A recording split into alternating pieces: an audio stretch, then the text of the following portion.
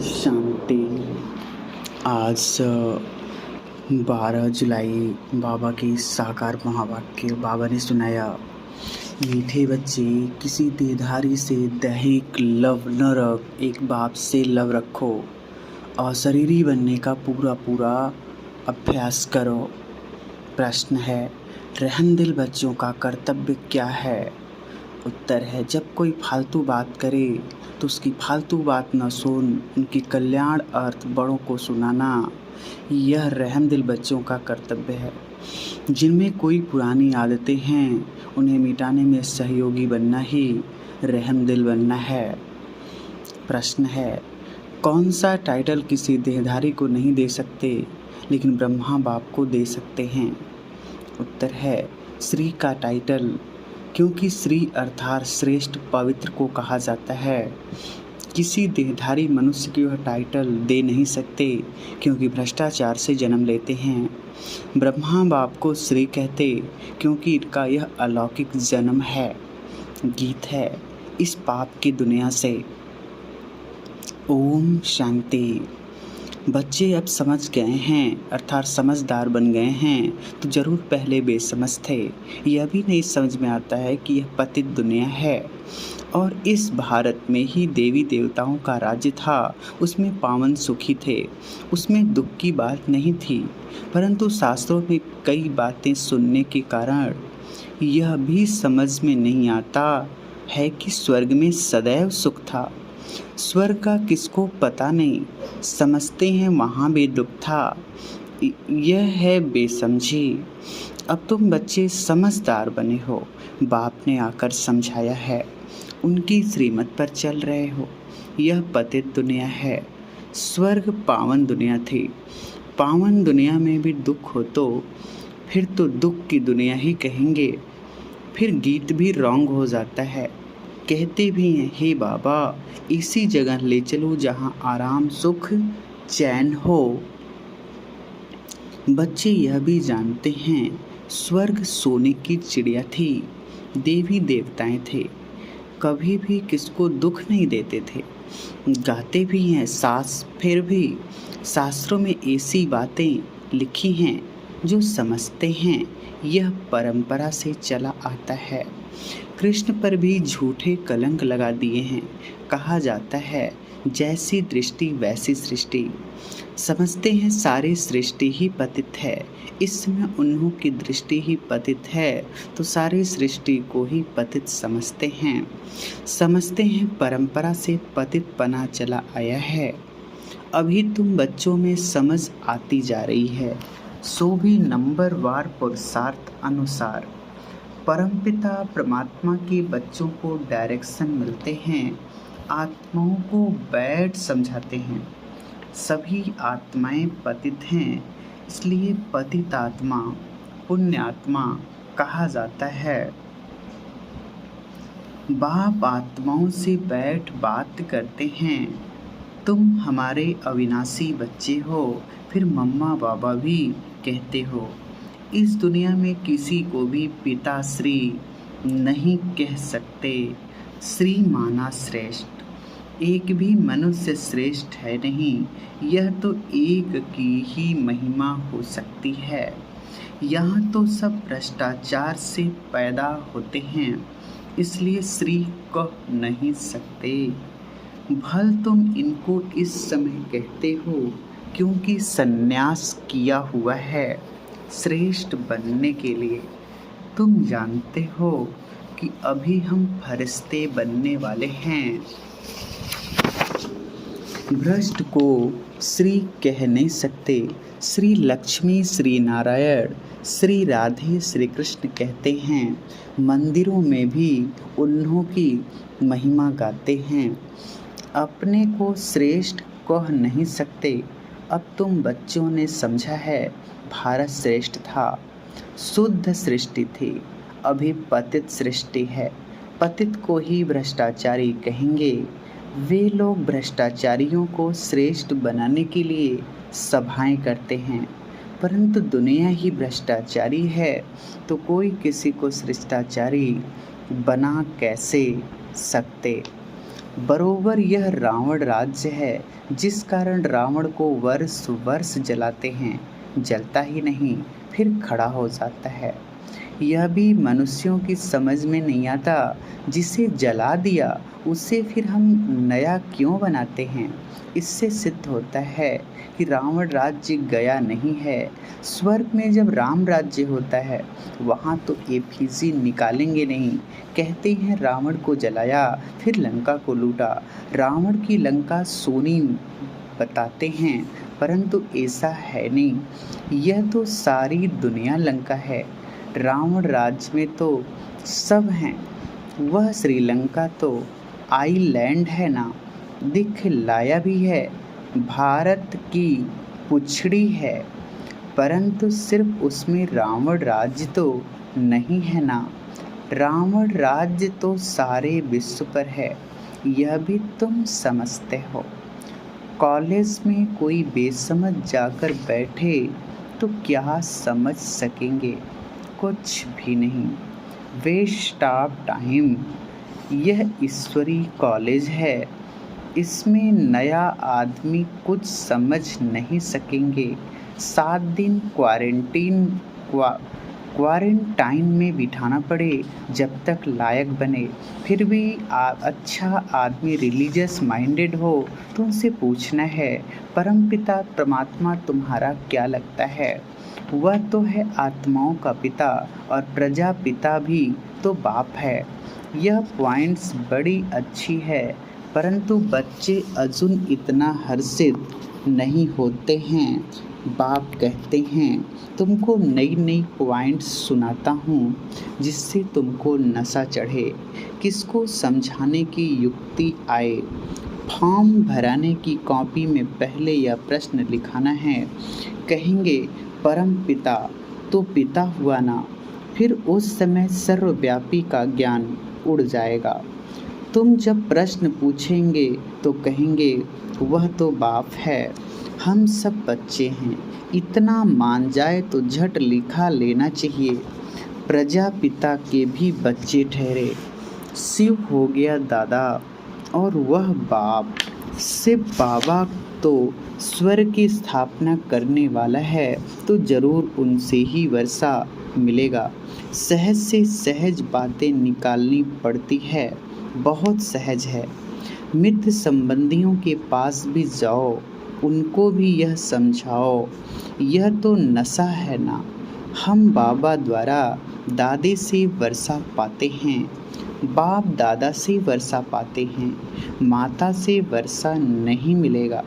बाप को ही स्वर्ग की स्थापना करनी है ना, वही मालिक है। जैसे उनको दादे से वर्षे का हक है, वैसे पोत्रे पोत्रियों को भी हक है। बाप कहते हैं, मुझे याद करो। मैं तो कहता नहीं हूँ कि इस देहधारी को याद करो। बाप सम्मुख बात कर रहे हैं।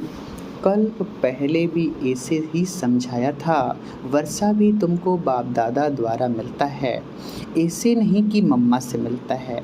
तुमको देह अभिमान बहुत आ जाता है, देहधारियों से लब हो जाता है। हे आत्माएं, तुम नंगी आई थी, फिर पार्ट बजाते बजाते अब 84 जन्म पूरे किए हैं। अभी मैं कहता हूँ तुमको वापस चलना है। माम एकम याद करो तो विकर्म विनाश होंगे। देहधारी को याद करने से विकर्म विनाश नहीं होंगे। तुम अंजाम करते हो, बाबा हम आपको ही याद करेंगे। तुमको इस पुरानी दुनिया में अब रहना ही नहीं है, इसमें कोई चैन नहीं, इसलिए कहते हो ऐसी जगह ले चलो जहाँ सुख चैन मिले। तुम कहते हो हम पहले जाएंगे शांति धाम, जहाँ शांति ही शांति होगी, फिर जाएंगे वहाँ से सुख धाम, जहाँ शांति सुख दोनों है। जब दुख है तो अशांति है, सुख में तो शांति है ही, परंतु वह शांति नहीं, शांति धाम है आत्माओं का स्वीट होम। बाप सारे आदि मध्य अंत को जानने वाला है। अब तुम बच्चों का धंधा ही है पढ़ना और पढ़ाना। अपने शरीर निर्वाह अर्थ कर्म भी करना है। तुम जानते हो हम इस मृत्यु लोक से अमर लोक में चले जाएंगे वाया शांति धाम। यह बुद्धि में याद रखना है। जब तक मृत्यु नहीं हुआ है पढ़ना ही है। यह तो याद कर सकते हो ना। अब हमको जाना है अपने घर। यह दुनिया यह सब कुछ छोड़ना है। खुशी होनी चाहिए। यह बेहद के नाटक का राज भी समझ गए हो।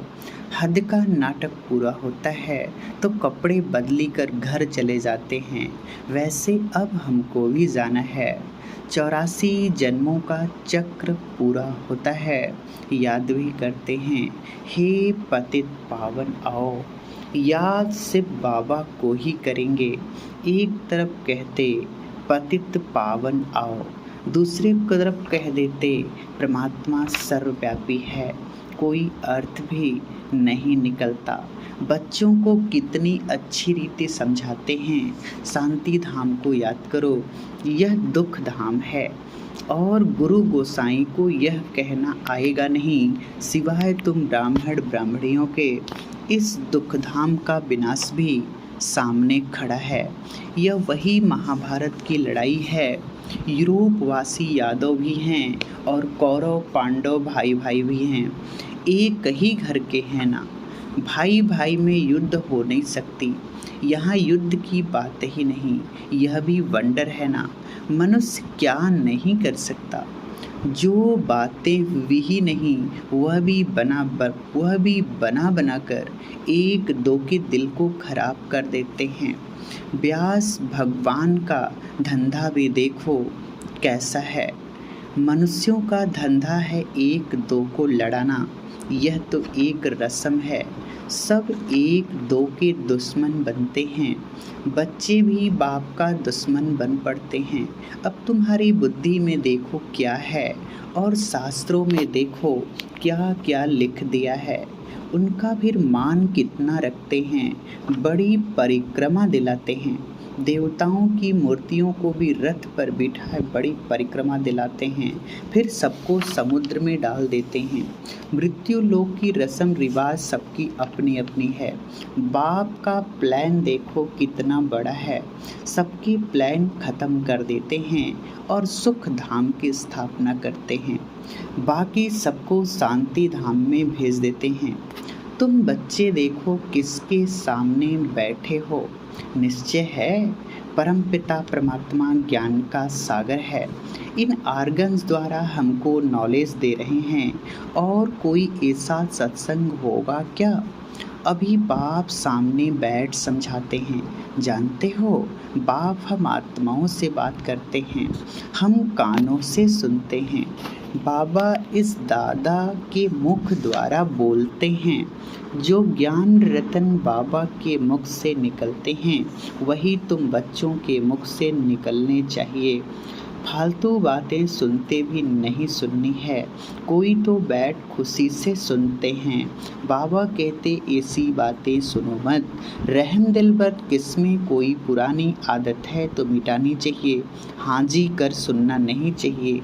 जो बाबा सुखधाम का मालिक बनाते हैं ऐसे बाबा की ग्लानि तो हम सुनेंगे नहीं। हमको तो सिर्फ बाबा से वर्षा लेना चाहिए। और बातों से हमारा क्या तैलुक।